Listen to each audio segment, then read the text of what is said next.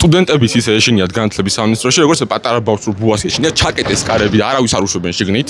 აი აქ არის რამდენიმე ადამიანი, რომელმაც გადაწყვეტილება მიიღო, რომ მოდი ახლა შიგნით ჟურნალისტი ჩავკეტათ, რომელმაც მოითხოვა რომ შესულიყო და იმ ადამიანს სრული უფლება აქვს შიგნით შევიდეს. მეორე მხარეს გადავიდეთ. აქ იყო მეორე შესასვლელი, რომელიც ასევე ჩაკეტეს. უკაცრავად, რატო არ უშვებთ სტუდენტებს შიგნით შეგიძლიათ აგვიხსნათ? რა?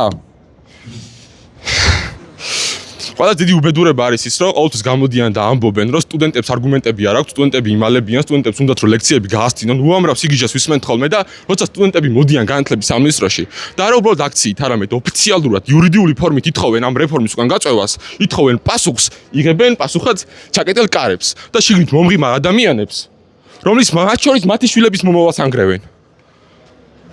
და მე ნურავის უკვირს, რომ ამ ქვეყანაში სტუდენტებს აქვთ სურვილი რაღაცები შეიცვალოს და სტუდენტებს აქვთ სურვილი იყვნენ გარეთ და გააპროტესტონ.